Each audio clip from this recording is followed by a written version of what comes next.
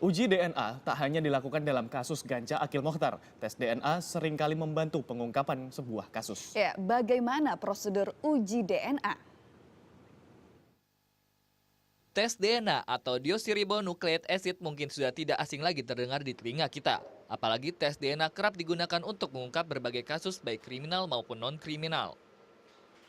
Tes DNA adalah analisis terhadap profil genetik seseorang. Setiap manusia memiliki ikatan DNA yang berbeda dan unik.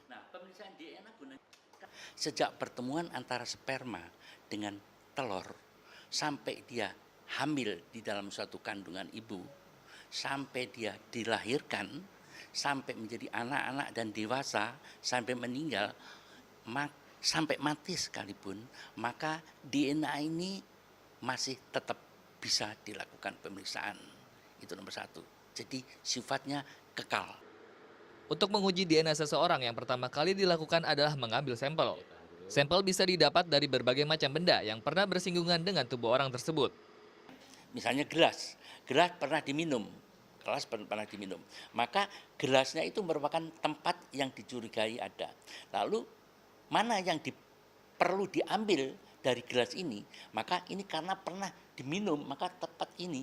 Nah, di sini ada bekas bibir yang menempel di sini. Nah, bekas bibir yang menempel di sini itu banyak mengandung sel-sel dari mukosa, sel-sel dari bibir itu ada di sini. Setelah itu jaringan DNA diekstrak dari sampel dan diisolir. Proses inilah yang biasanya membutuhkan waktu lama. Hasil uji DNA bisa diketahui dalam 3 hingga 4 hari. Selama ini ketepatan hasil uji DNA mencapai 100%. Alasan itulah yang membuat tes DNA menjadi salah satu cara pembuktian ilmiah untuk mengungkapkan sebuah kasus.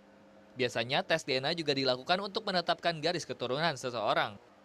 Hal lain yang juga membuat uji DNA istimewa adalah DNA tetap bisa dianalisis meski telah berusia ratusan tahun. Biaya untuk melakukan tes DNA mulai 1 hingga 10 juta rupiah, tergantung dari jenis tesnya dan juga tingkat kesulitan pengambilan ekstrak sampel. Maesa Nugraha melaporkan untuk NET.